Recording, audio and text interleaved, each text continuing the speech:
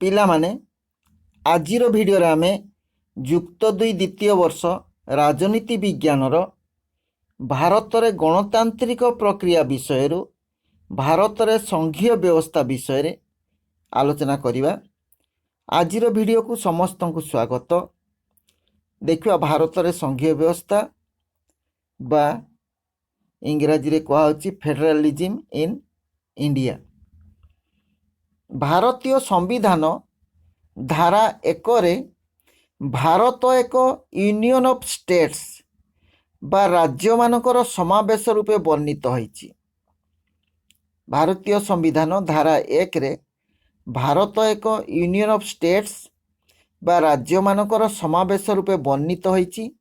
संविधान रे फेडरेशन बा राष्ट्र संघ शब्दटी आदौ उल्लेख होई नाही, किंतु भारत एक फेडरेशन बा राष्ट्र संघ अटे, कारण राष्ट्र संघर समस्त उपादान भारत अच्छी।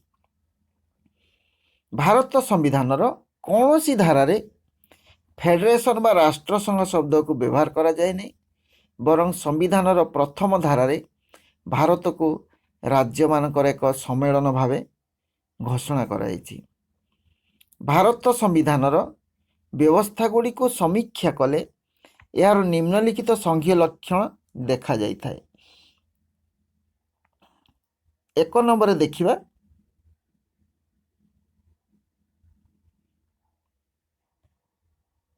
द्वैत सरकार।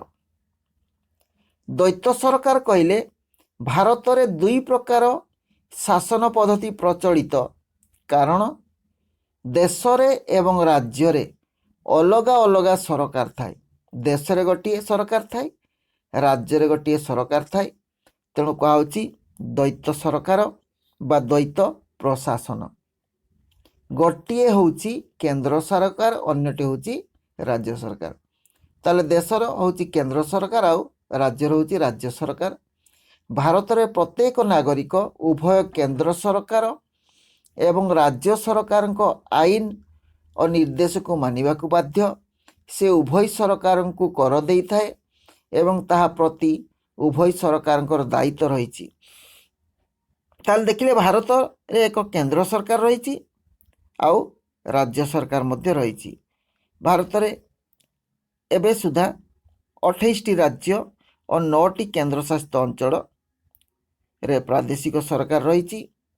आमर 29 राज्य थिला, जम्मू काश्मीर को केंद्र शासित अंचल कर दिया, तेणु हो गला 28 राज्य एवं 7 केंद्र शासित अंचल थिला, से जोड़ीगला कौन जम्मू काश्मीर और लद्दाख। जम्मू काश्मीर गोटे केंद्र शासित अंचल रही, लद्दाख बर्तमान सुधा ना 29 राज्य 7 केंद्र शासित अंचल थिला। एटी पुराना प्रिंट, तेणु यह लिखा अच्छी बर्तमान किंतु 28 राज्य और 9 केंद्र शासित अंचल रे प्रादेशिक सरकार मान रही। तापर देखिबा 2 नंबर देखिबा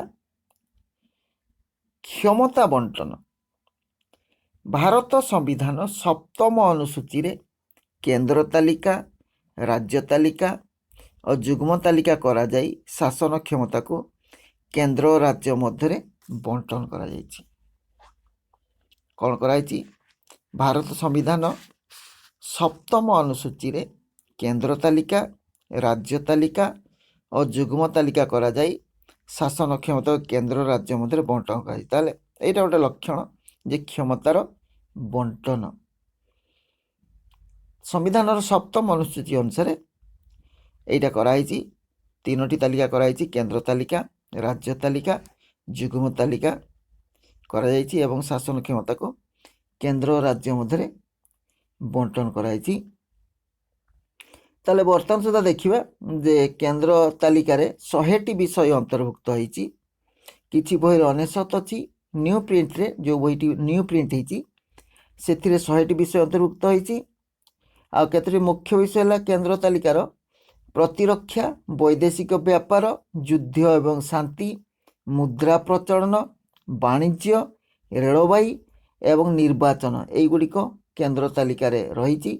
आ राज्य तालिकार 61टी विषय अच्छी। ये विषय गुड़िक हूँ ସ୍ଥାନୀୟ ଓ ଆଞ୍ଚଳିକ ଗୁରୁତ୍ୱ ସମ୍ବନ୍ଧୀୟ।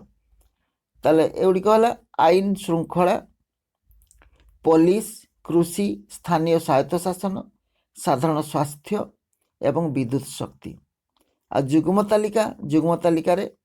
ଯୁଗ୍ମ ତାଲିକାର ମାଲିକାନା କାହା? ଉଭୟ ରାଜ୍ୟ ଓ କେନ୍ଦ୍ର ସରକାର ମିଳିତ ଭାବରେ ଡିସିସନ ନିଅନ୍ତି। ଏଥିରେ 52ଟି ବିଷୟ ରହିଛି।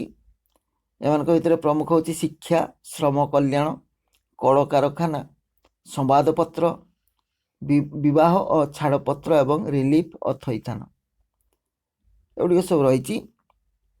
ତାହେଲେ ଦେଖିଲେ ଆମେ ଯେ ସପ୍ତମ ଅନୁସୂଚୀରେ କେନ୍ଦ୍ର ତାଲିକା, ରାଜ୍ୟ ତାଲିକା, ଯୁଗ୍ମ ତାଲିକା କରାଯାଇ ଶାସନ କ୍ଷମତାକୁ ବଣ୍ଟନ କରିଦିଆଯାଇଛି କେନ୍ଦ୍ର ଓ ରାଜ୍ୟ ମଧ୍ୟରେ।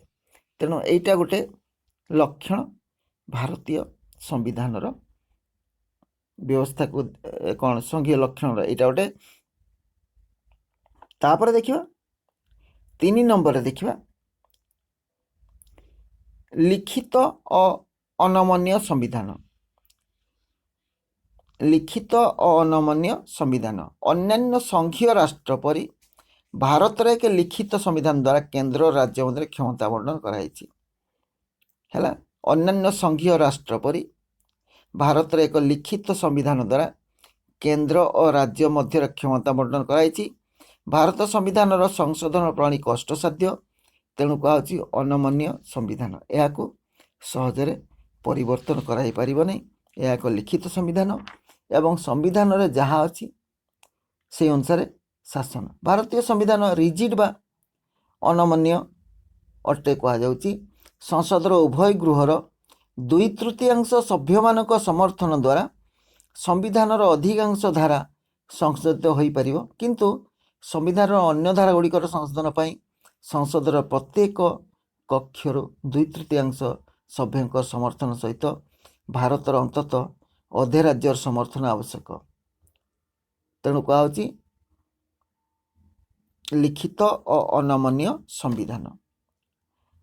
ତାପରେ ଦେଖିବା 4 ନମ୍ବରରେ ସ୍ୱାଧୀନ ଓ ନିରପେକ୍ଷ ନ୍ୟାୟପାଳିକା। ସ୍ୱାଧୀନ ଓ ନିରପେକ୍ଷ ନ୍ୟାୟପାଳିକା ଭାରତରେ ଏକ ସୁସଂହତ ବିଚାର ବ୍ୟବସ୍ଥା ଅଛି।